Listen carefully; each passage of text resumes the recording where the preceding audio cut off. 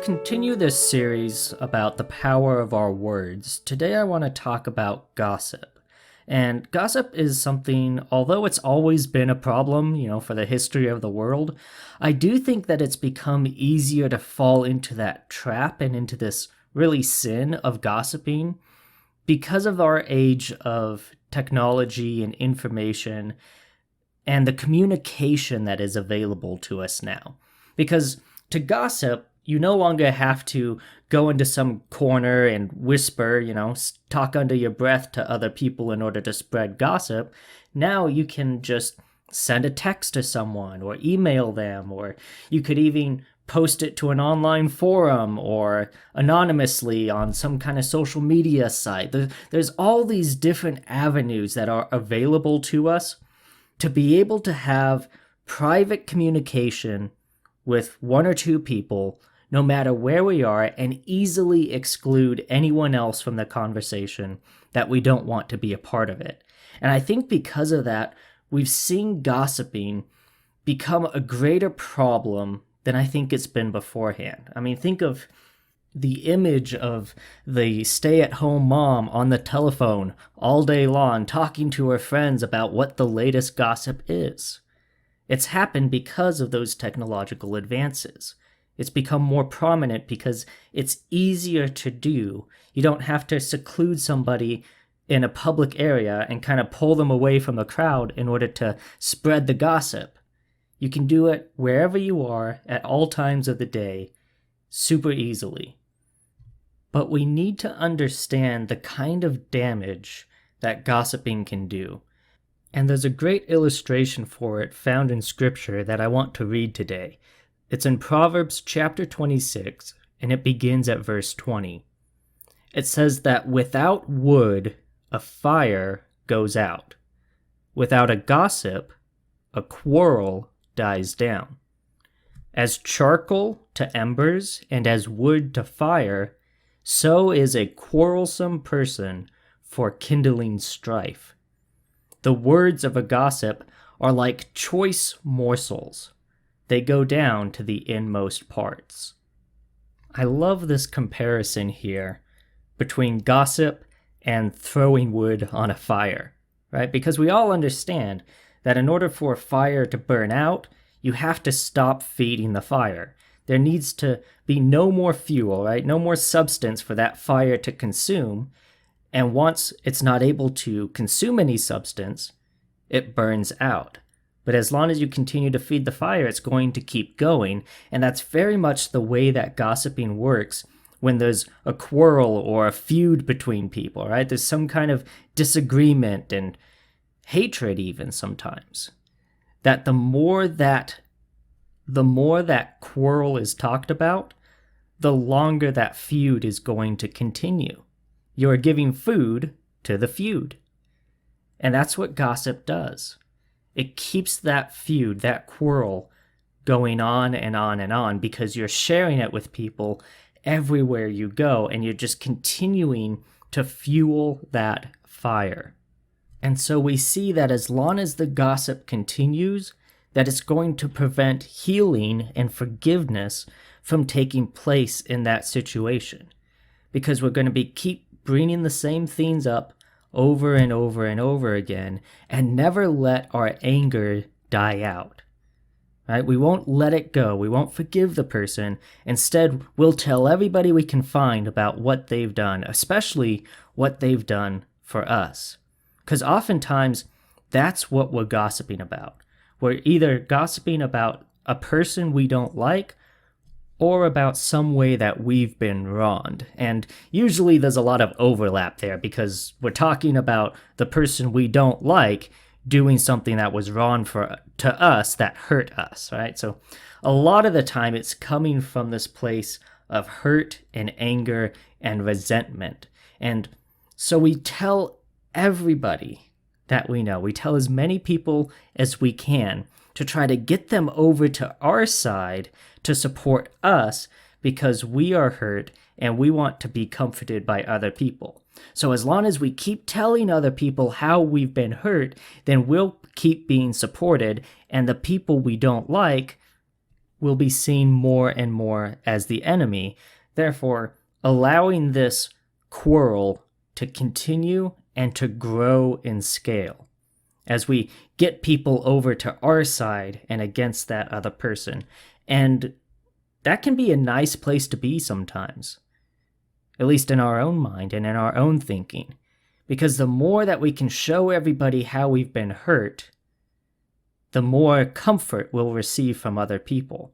But what we sometimes don't realize is that as we're reopening that wound again and again and again, all we're really doing is hurting ourselves because we're not allowing that wound to heal, right? It's the same principle as picking a scab, right? The scab takes place after you've been wounded and the body is trying to heal itself.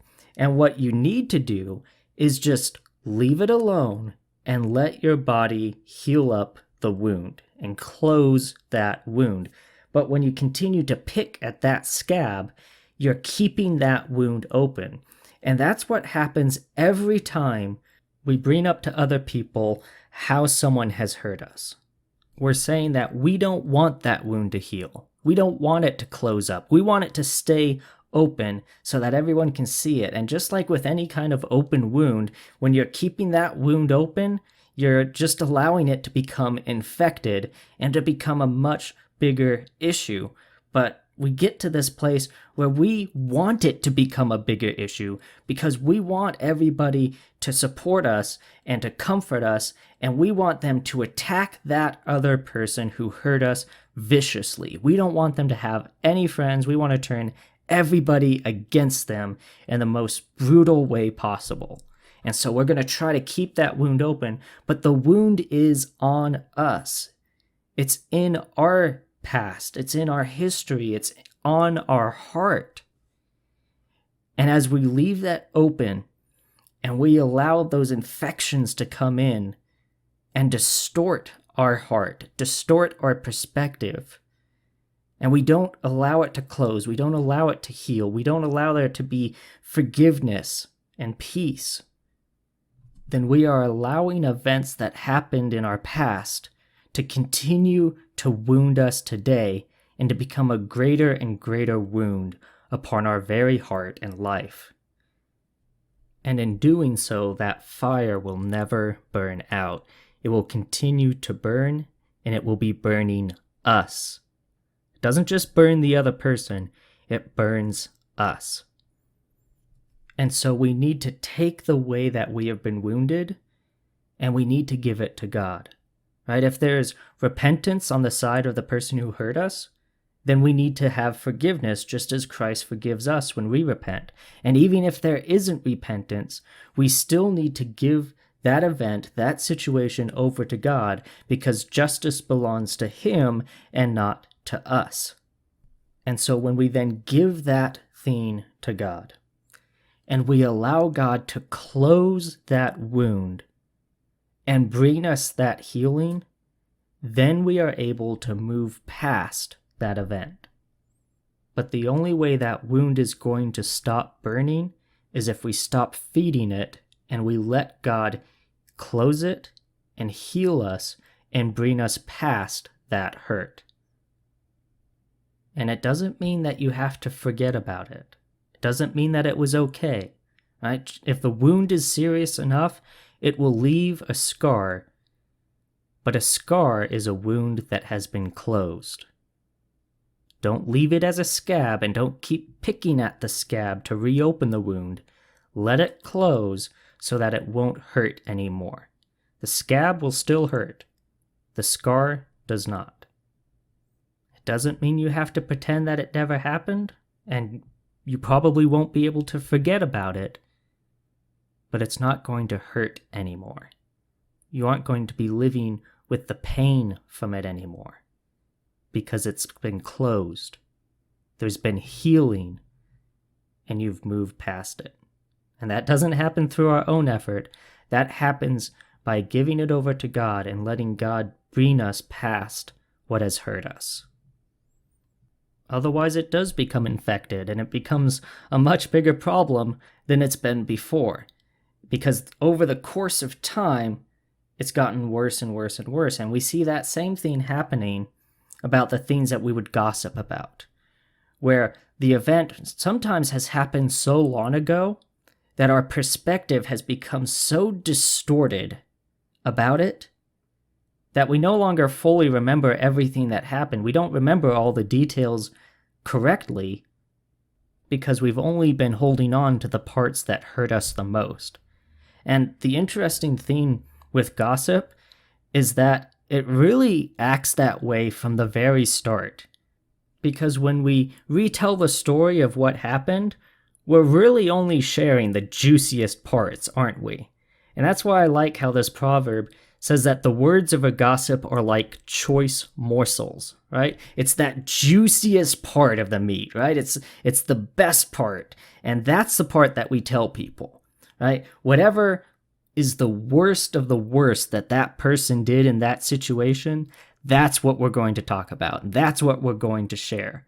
And we oftentimes leave out all of the other details because that's the only part that really matters.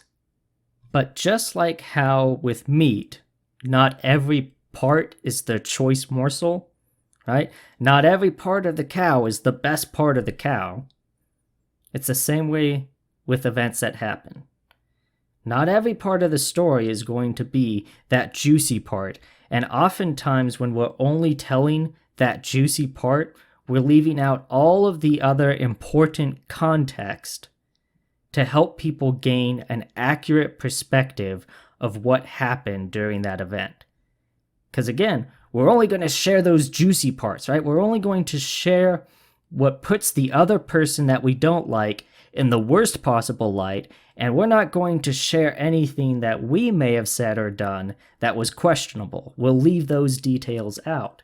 See, gossip doesn't provide the full context. It just provides those juiciest parts. It just provides what makes us look the best and what makes other people look the worst. And that provides a skewed perspective into the event. And when you really boil it down, the act of talking about events in that way shows you to be a dishonest person because you aren't including the full context. You're skewing the light of the events and your perspective of it and trying to shape other people's perspectives on it by only sharing the parts that back you up and make you look good and other people look bad.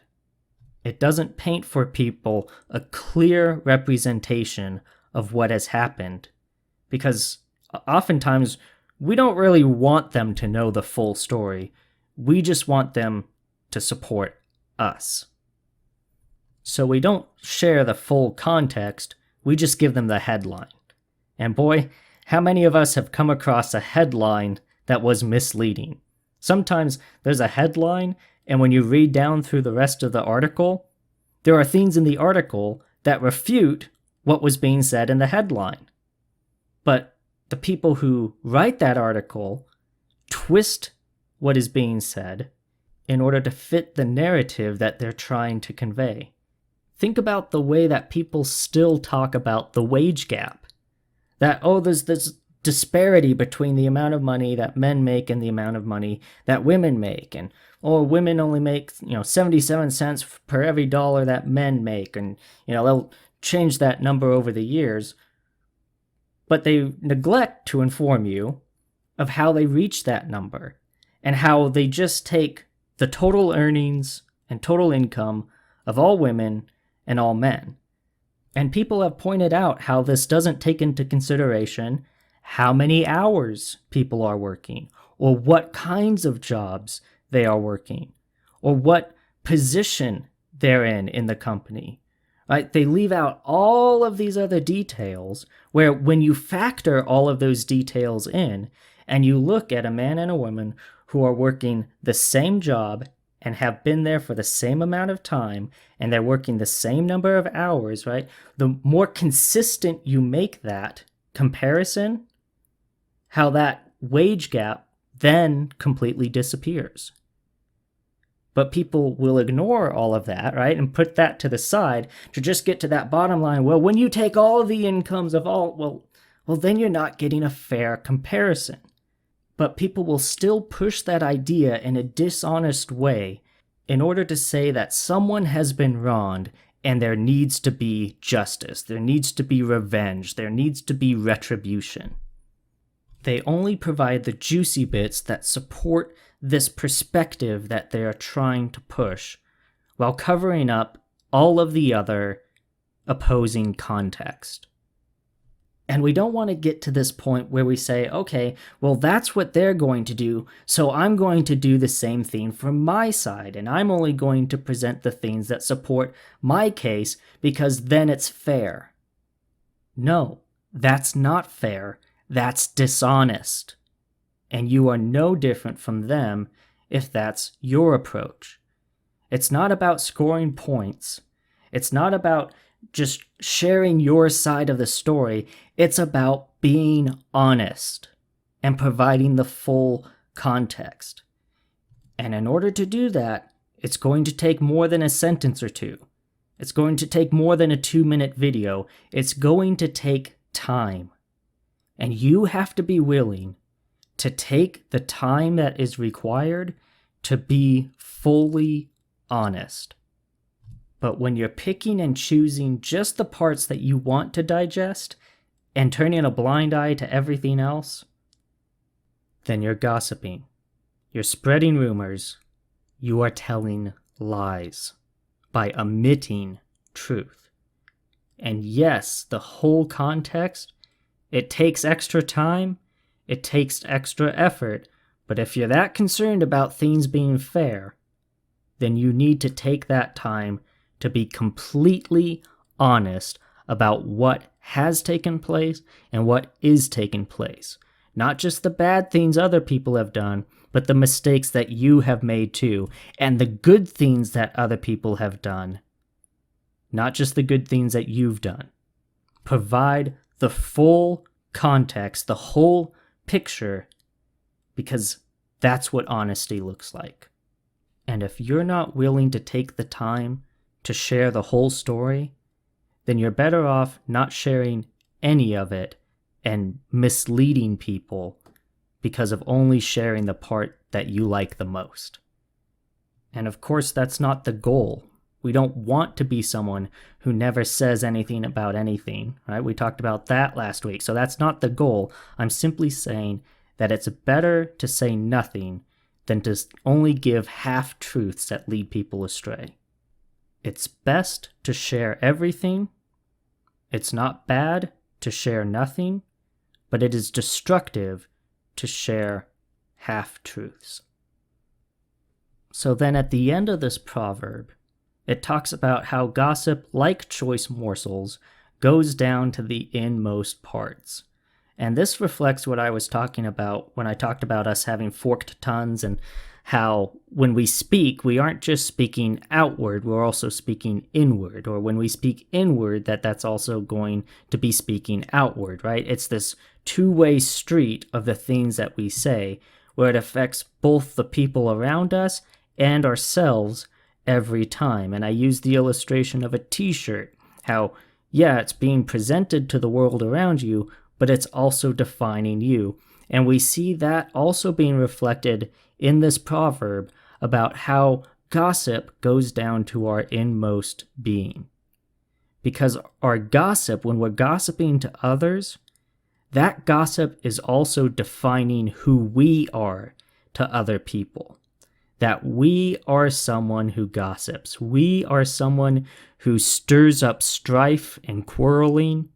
We like to stir up trouble. That's who we are. And certainly that's easily recognizable. I'm sure you can think of people who you know that if there's gossip, they're either telling it or listening to it, because that's who they are.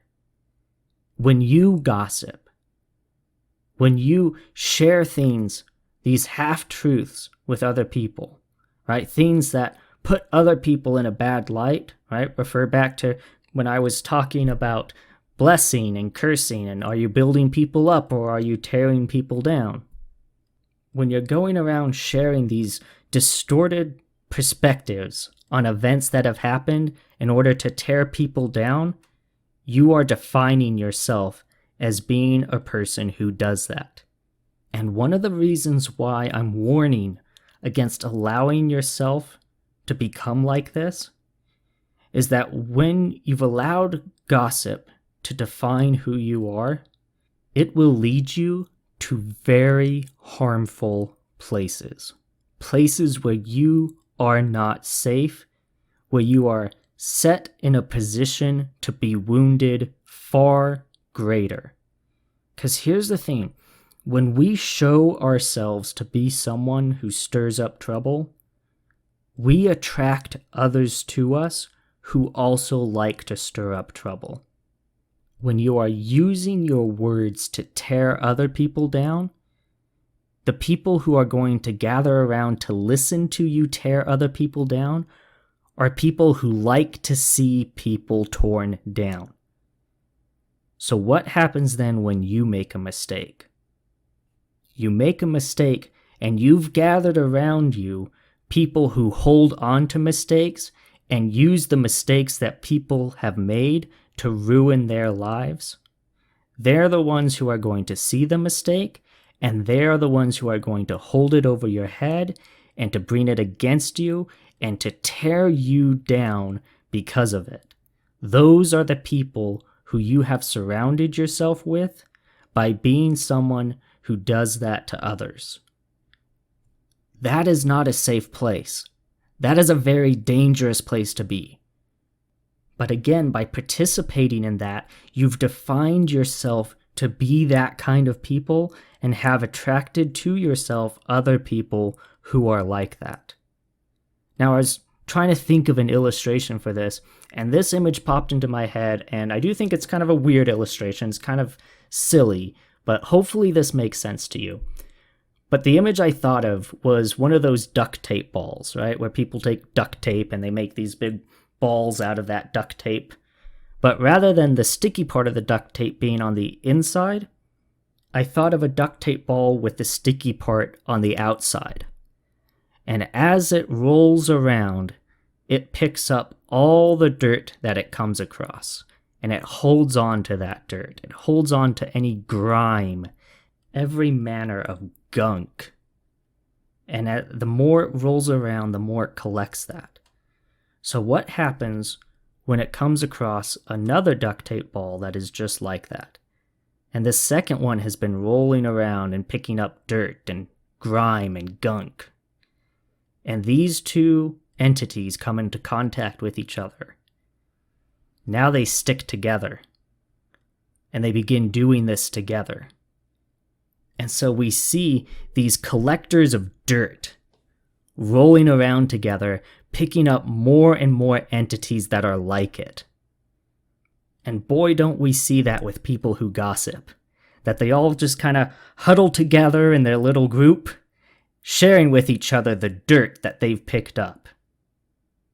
But then what happens if that wad of duct tape, dirt, gunk mess comes into contact with another entity that is not sticky? Another entity that doesn't hold on to anything. That everything that comes in contact with it doesn't stick. It doesn't stay.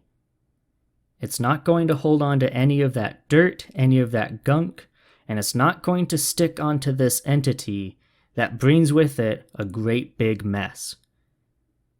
And that duct tape ball, when it comes in contact with an entity like that it won't stick to, it doesn't stick back, then it's going to leave just as quickly. You see, that second entity that doesn't allow any of that dirt to stick with it is an entity that represents, rather than someone who is defined as a gossip, as someone who is defined as a forgiver. As someone who is able to let things go that come in contact with it. It doesn't hold on to it. Now that gossiping ball of duct tape, its whole life is going to be one giant mess. But that second entity, that forgiving entity, that doesn't hold on to dirt, it doesn't hold on to the gunk and the grime and the wounds, is going to have a far smoother journey because of it. So the question then is, which of these entities is a better descriptor of us and our lives? Are we rolling around holding on to every piece of dirt that we come across so that we can share it with other collectors of dirt? Or do we turn from gossip and become defined as a forgiver? As someone who does not allow themselves to be defined by the dirt that they come across and by the bumps and the bruises that they endure. They aren't covered in wounds because they've allowed them to heal by letting go of those things. So that brings us back full circle to what I first talked about and the point where I want to leave us today. Are there any wounds that you need to let God close? Is there any dirt or gunk that you've been holding on to that you continue to share with other people in an effort to be comforted by them and in an effort to turn them against that person who has hurt you? And in doing so, you've allowed yourself to be surrounded by people who do not have your best interest at heart, and you are now in a dangerous place where you are being wounded again and again and again, and never allowing any of those wounds to heal, and so you're left in this clump of pain. God doesn't want that for you. He loves you so much that that's not the kind of life that he wants you to have. And he wants to heal you of the pain. He wants to close those wounds, and he wants to teach you how to let go of the burdens that you have been dragging along with you for years and years and years. All you have to do is let him. Let him teach you how to forgive. Let him close your wounds. Let him bring the healing that you so desperately need, so you don't need to suffer through that pain again and again and again through gossip, trying to receive comfort for that pain, while all the while just making it worse and letting it become more infected. Let God close the wound, let God heal you, and he will move you past that pain. Let him take away the fuel to the fire so that you won't be burned by it anymore. And that's today's Sermon in the Pocket. As always, if you have any comments or questions for me, you can reach out to me either through the Sermon in the Pocket Facebook page, or you can also email me directly at sermoninthepocket@gmail.com. And wherever you're listening to this, I encourage you to like it and share it to help get the message out there. But until next time, thank you so much for taking the time to listen. And it's my prayer that God will bless you as you go throughout your day.